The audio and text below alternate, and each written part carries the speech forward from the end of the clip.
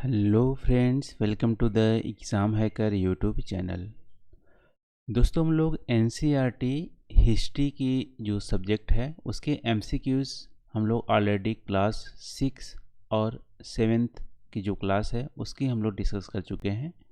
आज की इस वीडियो में हम लोग क्लास 8वीं की जो हमारी आवर पास्ट थर्ड हिस्ट्री की बुक्स हैं इसके एमसीक्यूज़ मल्टीपल चॉइस क्वेश्चंस को आज हम लोग यहाँ पर डिस्कस करेंगे। और टोटल क्लास 8 के जो एमसीक्यूज़ हैं, टोटल 43 एमसीक्यूज़ को हम लोग यहाँ पर डिस्कस करने वाले हैं। इसको हम लोग दो पार्ट में डिस्कस करेंगे। फर्स्ट पार्ट में आज हम लोग 25 एमसीक्यूज़ को डिस्कस करेंगे और सेकेंड पार्ट में रेस्ट हमारे जो क्वेश्चन होंगे उसको हम लोग डिस्कस करेंगे। और दोस्तों, ये जो हमारे क्वेश्चन होंगे दोनों ही हिंदी और इंग्लिश दोनों ही फॉर्मेट में होंगे। तो आई होप आपको ये वीडियो आपको पसंद आएगा। तो चलो दोस्तों, आज का वीडियो स्टार्ट करते हैं। और हमारा पहला प्रश्न है यहाँ पे, भारतीय इतिहास के संदर्भ में निम्नलिखित में से कौन सा कथन सही नहीं है। ठीक है, सही नहीं है कथन आपको यहाँ पे फाइंड आउट करने हैं। पहला है, भारत का पहला आधुनिक मानचित्र 1782 में जेम्स रेनेल द्वारा निर्मित किया गया था। पहला स्टेटमेंट है। दूसरा है, भारत के पहले गवर्नर जनरल वारेन हेस्टिंग थे 1773 ईस्वी में। तीसरा स्टेटमेंट यहाँ पे, ब्रिटिश भारत के अंतिम वायसराय लॉर्ड माउंटबेटन थे। तीसरा स्टेटमेंट है। चौथा यहाँ पे, भारत के राष्ट्रीय अभिलेखागार यानी कि नेशनल आर्कीव ऑफ इंडिया की स्थापना 1920 में कलकत्ता में हुई थी। इन चारों स्टेटमेंट में से कौन सा स्टेटमेंट सही नहीं है आपको फाइंड आउट करने हैं। देखो, इस टाइप के जो क्वेश्चन डायरेक्टली यूपीएससी या जो स्टेट पीसीएस एग्जाम है वहाँ पे पूछ लिए जाते हैं। तो एक एक करके देखते हैं। यदि आपने क्लास 8 की जो एनसीईआरटी की हिस्ट्री की बुक आपने पढ़ी होगी तो आपको पता होगा, यहाँ पे भारत का पहला जो आधुनिक मानचित्र है उन्होंने जेम्स रेनेल द्वारा ही बनाया गया था 1782 ईस्वी में। इससे पहले हमारे एक जो दिल्ली सल्तनत के काल में एक जियोग्राफर थे, मुस्लिम जियोग्राफर, उन्होंने भारत के मानचित्र को बनाया था, लेकिन वो मॉडर्न नहीं था। ठीक है, उनका नाम आप कमेंट सेक्शन में बताइएगा कि इन्होंने भारत की मानचित्र सबसे पहला मानचित्र बनाया था। लेकिन आधुनिक मानचित्र की बात करें तो 1782 में जेम्स रेनेल द्वारा बनाया गया था। ये हमारे बिल्कुल ही सही स्टेटमेंट है।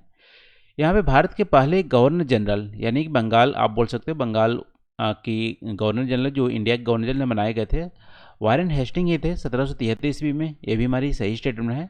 लास्ट हमारी वायसराय भी लॉर्ड माउंटबेटन है थे, ये भी हमारी सही है। यहाँ पे चौथी स्टेटमेंट आप देखोगे तो 1920 में तो नेशनल आर्कीव ऑफ इंडिया बनाए गए थे, लेकिन कलकत्ता में नहीं, यहाँ पे दिल्ली में इस्टेब्लिश्ड हुई थी। ठीक है, तो ये हमारी पार्सली इनकरेक्ट हो जाती है और यही हमारा आंसर है कि दिल्ली में नेशनल आर्कीव ऑफ इंडिया भारतीय राष्ट्रीय अभिलेखागार स्थापना हुई थी 1920 ईस्वी में। तो डी हमारा यहाँ पे आंसर हो जाएगा। ठीक है, इसमें तो काफ़ी इसमें कॉन्सेप्ट हैं। हर एक जो हमारी ऑप्शन है सब में एक अलग अलग क्वेश्चन बन सकते हैं, तो इसको आप ध्यान से पढ़िएगा। तो दोस्तों, आज का दूसरा यहाँ पे प्रश्न है, भारतीय इतिहास के संदर्भ में निम्नलिखित में से कौन सा कथन सही नहीं है। यहाँ भी कौन सा कथन सही नहीं है आपको नहीं वाला ऑप्शन यहाँ पे फाइंड आउट करने हैं। पहला यहाँ पे, ब्रिटिश इंडिया का इतिहास। ठीक है, ये बुक का नाम है ब्रिटिश इंडिया का इतिहास, जेम्स मिल द्वारा लिखा गया था। इन्होंने भारतीय इतिहास के 3 अवधियों में विभाजित किया था, हिंदू, मुस्लिम और ब्रिटिश। ठीक है। दूसरा, जेम्स मिल ने सुझाव दिया था भारतीय लोगों को सभ्य बनाने के लिए सभी भारतीय क्षेत्रों पर विजय प्राप्त की जानी चाहिए। ये हमारी दूसरा स्टेटमेंट है। तीसरा है, जेम्स मिल ने माना एशियाई समाज यूरोपीय के तुलना में सभ्यता के मामले में निचले स्तर पे, यानी कि यहाँ पे लोअर लेवल ऑफ सिविलाइजेशन है जो हमारी एशियन सोसाइटी है एज कम्पेयर टू यूरोप, ऐसा जेम्स मिल मानते थे। ये हमारी तीसरा स्टेटमेंट है। चौथा है, ब्रिटिश के अनुसार भारतीय प्रशासन आधिकारिक दस्तावेज के लिए एक सर्वेक्षण महत्वपूर्ण था जो लोगों के विचार को दर्शाता है। यहाँ पे ब्रिटिशर मानते थे कि सर्वे was important for effective administration, an official document reflect the people thought. तो इन चारों स्टेटमेंट में कौन सा स्टेटमेंट गलत है ये आपको फाइंड आउट करने हैं। देखो, जेम्स मिल ने ब्रिटिश ऑफ इंडिया नाम की एक बुक लिखा हुआ था, ये बिल्कुल ही सही है। इन्होंने 3 पार्ट में इंडियन हिस्ट्री को डिवाइड किया था, हिंदू, मुस्लिम, ब्रिटिश। ये भी हमारा स्टेटमेंट सही है। और जेम्स मिल मानते भी थे कि इंडियन की जो सोसाइटी है वो उतनी सिविलाइज नहीं है जितनी यूरोपियन की सोसाइटी है, और इस सिविलाइज बनाने के लिए पूरे जो इंडियन की क्षेत्र है उस पर कॉलोनाइज करना चाहिए, इसको सिविलाइज करने के लिए। ये भी जेम्स मिल ने सुझाव दिया था। तो ये तीनों ही स्टेटमेंट हमारी सही है जेम्स मिल के बारे में। चौथी स्टेटमेंट बात करें तो यहाँ पे ब्रिटिशर मानते थे प्रभावी प्रशासन और आधिकारिक दस्तावेज के लिए सर्वेक्षण तो महत्वपूर्ण है, यानी सर्वे तो जरूरी है, लेकिन सर्वे जो होता है या ऑफिशियल जो डॉक्यूमेंट होता है वो पीपल थॉट को रिफ्लेक्ट नहीं करता, ये ऑफिशियल थॉट को रिफ्लेक्ट करता है। यानी कि ऑफिस या एडमिनिस्ट्रेशन क्या सोचती है, जो हमारी ऑफिस की डॉक्यूमेंट होती है उसको रिफ्लेक्ट करता है। ठीक है, तो डी स्टेटमेंट हमारी पार्शली इनकरेक्ट है, तो 2 का हमारा डी यहाँ पे आंसर हो जाएगा। तो दोस्तों तीसरा हम लोग देखते हैं। आप वीडियो को पॉज करके आप इसका आंसर आप दे सकते हैं। ठीक है, तीसरा यहाँ पे Asiatic Society of Bengal journal के संस्थापक कौन थे? यानी कि एक जर्नल पब्लिश हुआ करता था एशियाटिक सोसाइटी ऑफ बंगाल, उसके संस्थापक कौन थे? जो संस्थापक थे उन्होंने यहाँ पे प्राचीन भारत के जो खरोष्टी और ब्राह्मी लिपि था उसको भी डिसाइफर किया था। डिसाइफर मतलब छिपे हुए जो उसमें राज होते हैं उसको खोलना, यानी कि डिक्रिप्ट करना। तो डिसाइफर किया हुआ था। तो उन एक तरह से बंदे का नाम आपको बताना है। तो पहला ऑप्शन है James Prinsep, James Rennell, James Mill, William Jones. ठीक है, चारों में से किन्होंने Asiatic Society of Bengal journal के फाउंडर मेंबर थे और खरोष्टी और ब्राह्मणी लिपि को भी डिसाइफर किया हुआ था? तो नाम है दोस्तों यहाँ पे जेम्स प्रिंसेप। इन्होंने जो हमारी ये काफ़ी संस्कृत के स्कॉलर भी थे और इंग्लिश तो इनको आती ही थी, बट इन्होंने जो खरोष्टी ब्राह्मणी लिपि जो थी एंशिएंट इंडिया को उसको भी डिक्रिप्ट करने के लिए डिक्रिप्ट किया हुआ था। और एशियाटिक जो सोसाइटी ऑफ बंगाल है उसके भी फाउंडर ये मेंबर थे। तो जेम्स प्रिंसेप हमारा ऑप्शन हो जाएगा 3 का ए। तो चलो दोस्तों चौथा देख लेते हैं यहाँ पे। भारतीय इतिहास के संदर्भ में निम्नलिखित में से कौन सा कथन सही नहीं है? कौन सा कथन सही नहीं है? 4 स्टेटमेंट दिए गए हैं।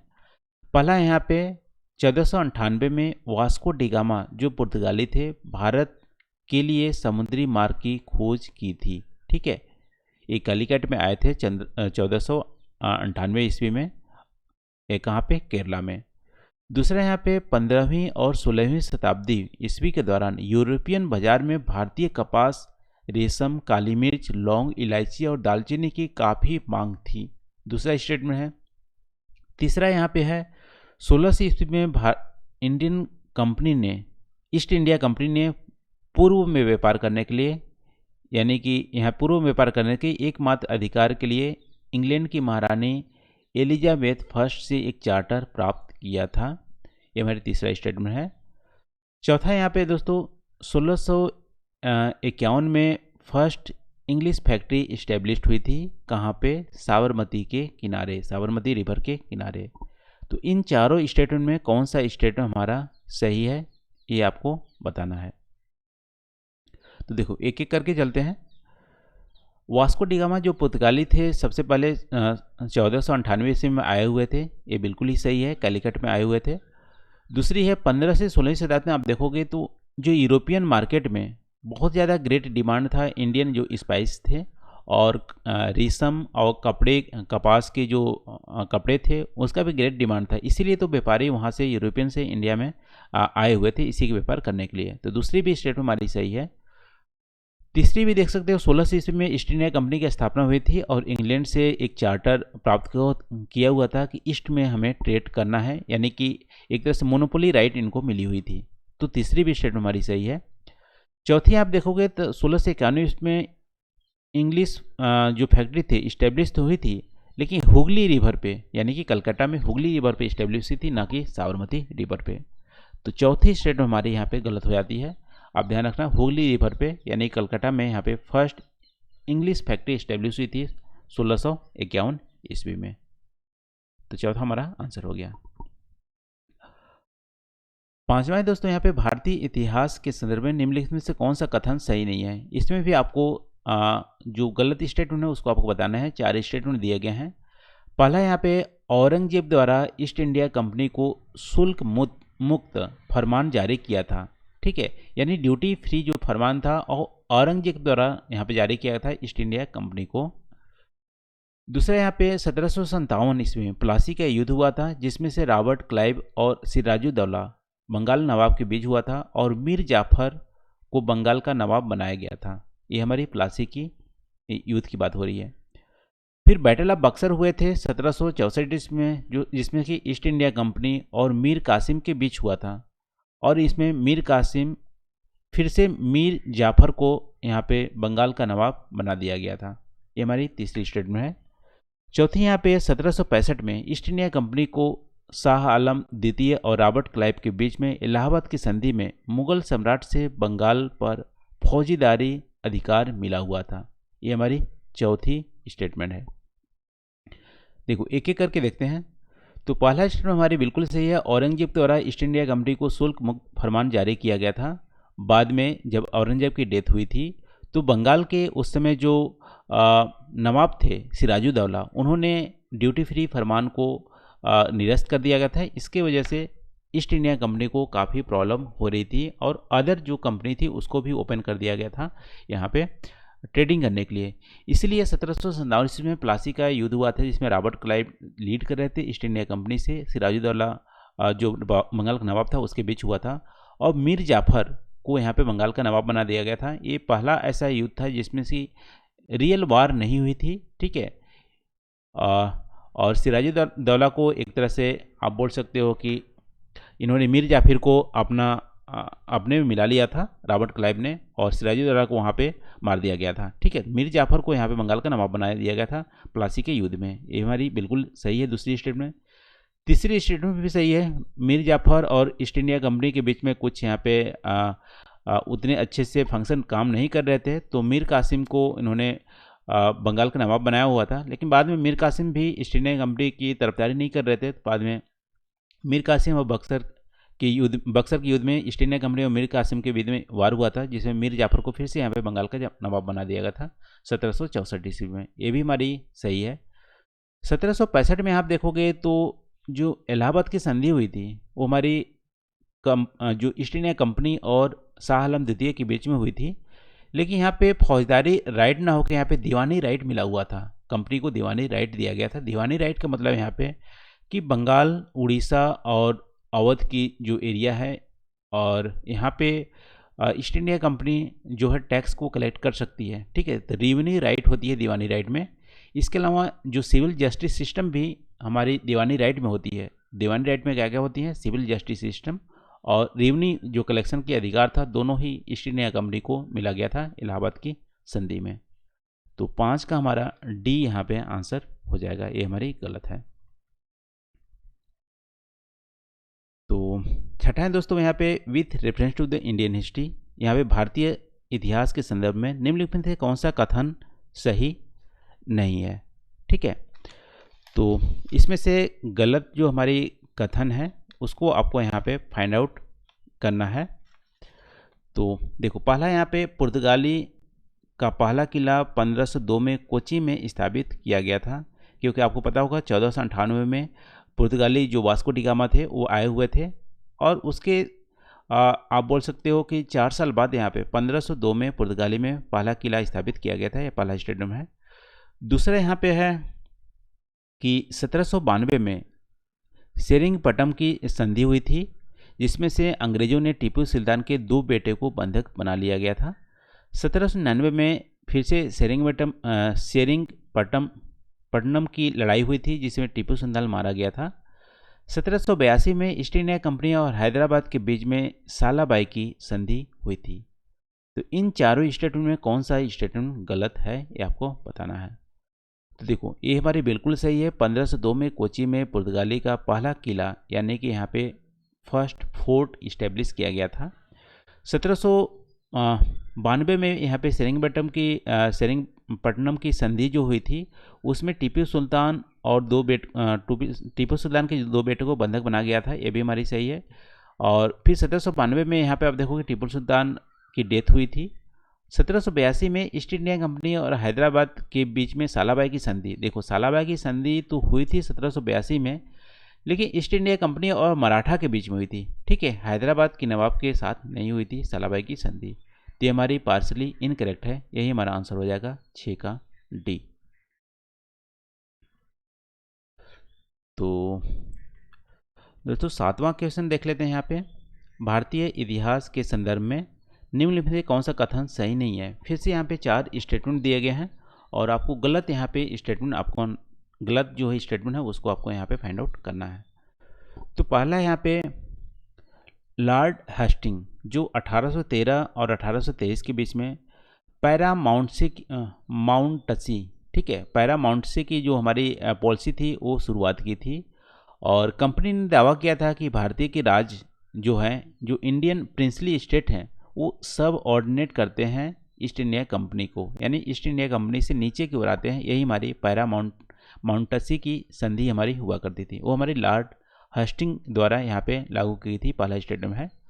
दूसरे यहाँ पे रानी चन्नम्मा कित्तूर जो कर्नाटका की रानी थी, वो लिंगायत समुदाय से बिलोंग करती थी।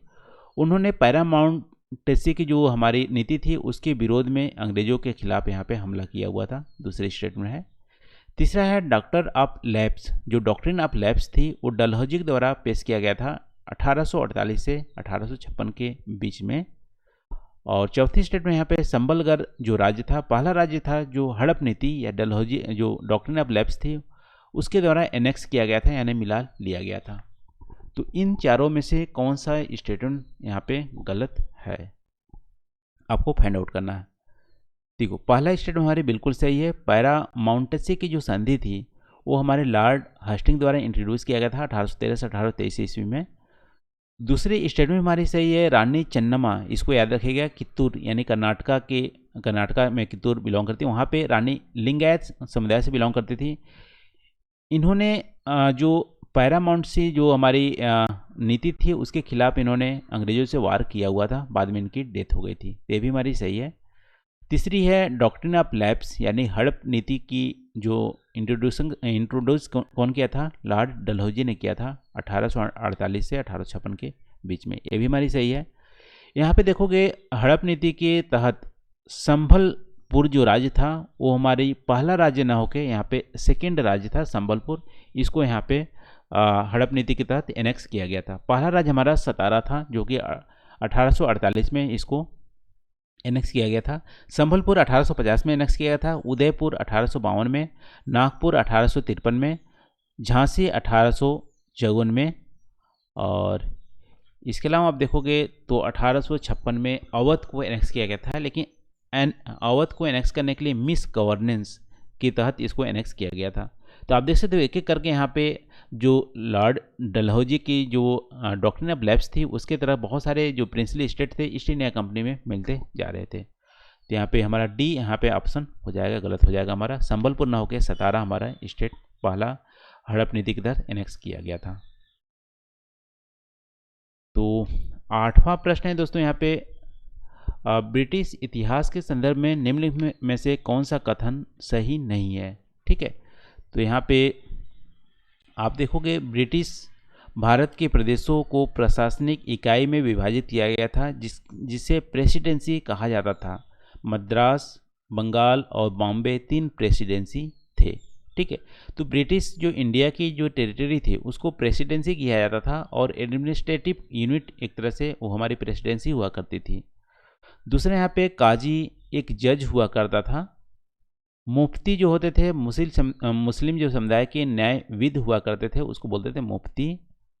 डी है 1772 में न्याय की एक प्रणाली स्थापित हुई थी, new system of justice establish हुआ था ईस्ट इंडिया कंपनी द्वारा। और प्रत्येक जिले में 2 न्यायालय हुआ करते थे और आपराधिक जो न्यायालय होते थे उसको दीवानी अदालत किया बोला जाता था और नागरिक जो अदालत होती थी, यानी सिविल जो हमारी कोर्ट हुआ करते थे, उसको फौजदारी अदालत बोला जाता था। तो इन चारों में से कौन सा स्टेटमेंट हमारी गलत है? तो देखो, पहला स्टेटमेंट तो हमारी बिल्कुल सही है। ब्रिटिश इंडिया में 3 हमारी प्रेसिडेंसी उस समय हुआ करती थी, बॉम्बे और मद्रास और हमारी बंगाल। और जो एक जज हुआ करता था उसको काजी बोलते थे मुस्लिम में, यानी कि अरबी एक वर्ड है। मुफ्ती मुस्लिम समुदाय के जो न्यायविद होते थे, जूरिस्ट होते थे मुस्लिम कम्युनिटी के, उसको मुफ्ती बोला जाता था। देखो 1772 में तो न्याय की एक नई प्रणाली स्थापित हुई थी, लेकिन वहाँ पे जो हमारी डिस्ट्रिक्ट में 2 कोर्ट भी हुआ करते थे, ये भी हमारी सही है। लेकिन क्रिमिनल जो कोर्ट होते थे उसको फौजदारी अदालत बोलते थे, और जो हमारे सिविल कोर्ट होते थे उसको हम दीवानी अदालत बोलते थे। ठीक है, तो ये हमारी रिवर्स हमारा ट्रू है। तो डी हमारा इनकरेक्ट यहाँ पे लिखा गया है। तो 8 का हमारा डी यहाँ पे आंसर हो जाएगा। तो दोस्तों यहाँ पे 9वां देख लेते हैं। इसको आपको मैच करना है, यानी कि जो सही है उसको मैचिंग करना है। तो देखो, दीवानी की बात करें तो दीवानी यहाँ पे दिया गया है, टाइगर ऑफ मैसूर दिया गया है। देखो, टाइगर ऑफ मैसूर को आप इजीली यहाँ पे बोल सकते हो टीपू सुल्तान से मैचिंग कर सकते हो। फौजदारी जो अदालत होती थी वो क्या होती थी? क्रिमिनल कोर्ट होती थी। अभी हम लोग देखे थे कि आपराधिक अदालत को फौजदारी अदालत बोलते हैं। रानी चन्नम्मा, ठीक है, इसको आप देखोगे तो हमारे कित्तूर जो कर्नाटक के आसपास है, वो ब्रिटिश मूवमेंट के खिलाफ ये लड़ी हुई थी। इसको आप मैच कर सकते हो। सिपाही सिपाही को बोलते हैं। तो यहाँ पे दीवानी राइट आप देख सकते हो, right to collect the land revenue. ठीक है, इससे आप मैचिंग यहाँ पे कर सकते हो। तो 9वां को हमारा यहाँ पे मैचिंग हो गया। अब हम लोग नेक्स्ट क्वेश्चन देखते हैं दोस्तों। यहाँ पे अगला जो हमारा प्रश्न है, निम्नलिखित में से कौन सा कथन सही नहीं है? ठीक है, कौन सा सही नहीं है मैचिंग? देखो, पहला है यहाँ पे सवार, मेन ऑन हॉर्स। जो घुड़सवार होते थे उसको सवार बोलते थे, पहला स्टेट में है। मस्केट यहाँ पे heavy gun used by the infantry soldier, पैदल जो सेना होती थी और उसको हम लोग मस्केट बोलते थे, ये भी हमारी सही है। मैच लॉक एक अर्ली टाइप के गन होते थे जो उसमें पाउडर होता था और मैच के द्वारा इग्नाइट किया जाता था, इसलिए उसको मैच लॉक बोलते थे। तो तीनों ही स्टेट हमारी सही है। सवार क्या होती थी? घुड़सवार को सवार बोलते थे। मस्केट एक तरह से पैदल सेना जो होती थी उसको बोलते थे। मैच लॉक एक तरफ से गन होती थी, हैवी गन होती थी जो पाउडर उसमें भरी रहती थी और मैच के द्वारा इग्नाइट उसको जलाया जाता था। ठीक है, चौथी देखते हैं। इंग्लिश ईस्ट इंडिया कंपनी एकमात्र यूरोपियन कंपनी थी जिसे भारत के साथ कारोबार किया था। ऐसा नहीं है, इसके अलावा फ्रेंच की भी कंपनी थी, पुर्तगालीज भी थे, और यहाँ पे डचेस की भी कंपनी थी। बहुत सारी यूरोपियन कंपनी यहाँ पे इंडिया में कारोबार करते थे। तो डी हमारा स्टेटमेंट हमारा यहाँ पे इनकरेक्ट हो जाता है। तो ये रहा दोस्तों 10वां प्रश्न।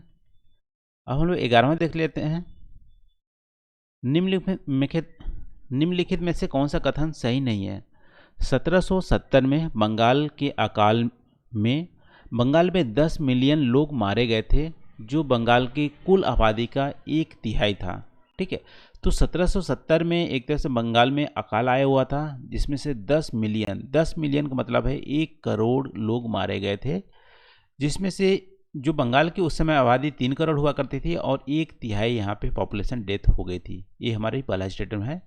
दूसरे यहाँ पे लॉर्ड जो कॉर्नवालिस थे, 1793 में बंगाल में स्थायी बंदोबस्त यानी परमानेंट जो सेटलमेंट यहाँ पे स्थापित किया गया था, और राजस्व स्थायी रूप से इस उद्देश्य से किया गया था कि जमींदार उपज बढ़ाने के लिए कृषि में निवेश करेंगे। तीसरा यहाँ पे महल एक रेवेन्यू स्टेट हुआ करती थी, जो एक गांव या एक गांव के समूह में हो सकता था, और महलवारी जो बस्ती थी, महलवारी जो सिस्टम सेटलमेंट थी, वो हमारी 1822 में हॉल्ट मैकेंजी द्वारा यहाँ पे इस्टेब्लिश किया गया था। ठीक है, हॉल्ट मैकेंजी द्वारा इस्टेब्लिश किया गया था। हमारी तीसरी स्टेटमेंट है। चौथी यहाँ पे थॉमस मुनरो ने बॉम्बे प्रेसिडेंसी में रेटवारी जो सिस्टम थी बॉम्बे प्रेसिडेंसी में इंट्रोड्यूस किया हुआ था। तो इन चारों में से कौन सा स्टेटमेंट गलत है? देखो, पहला स्टेटमेंट तो सही है। 1770 ईस्वी में बहुत ज़्यादा बंगाल में फैमाइन आए हुए थे, जिसमें से 1/3 जो पॉपुलेशन थी वो हमारी डेथ कर गई थी। 10 मिलियन की आसपास पॉपुलेशन अकेले बंगाल में उस समय डेथ की थी। ये हमारी पहला स्टेटमेंट सही है।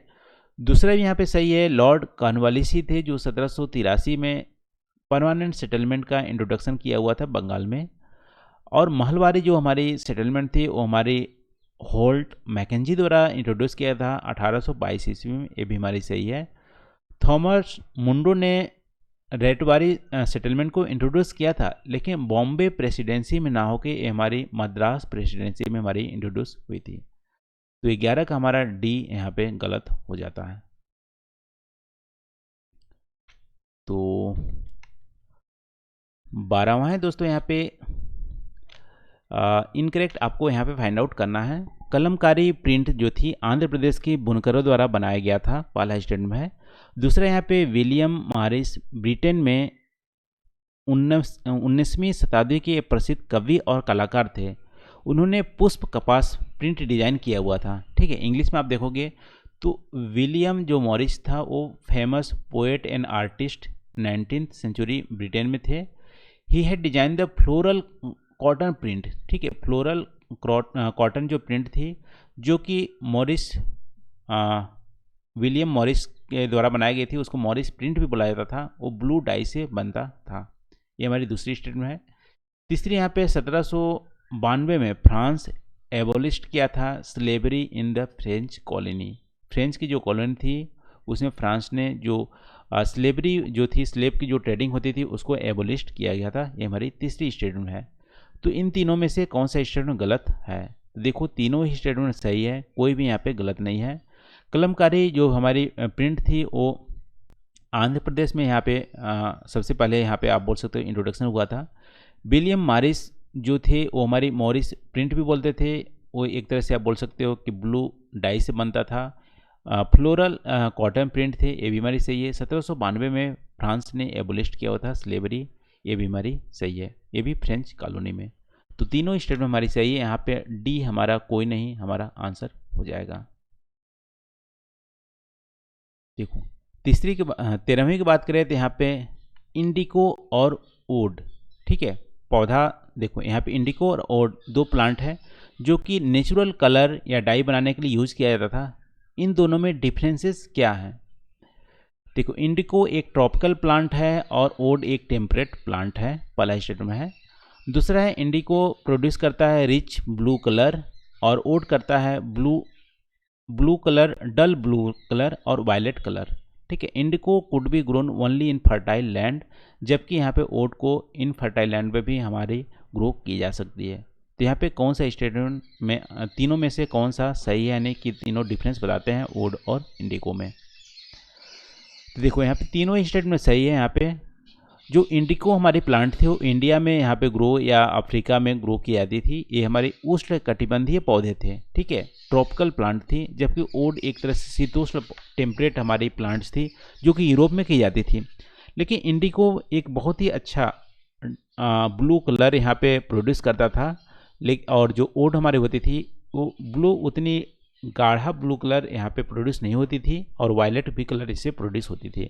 इंडिको को लेकिन प्रॉब्लम थी कि बहुत ही फर्टाइल जो लैंड होती थी उसी में इसको ग्रो किया जा सकता था, इन फर्टाइल लैंड में इसको ग्रो नहीं किया जा सकता था।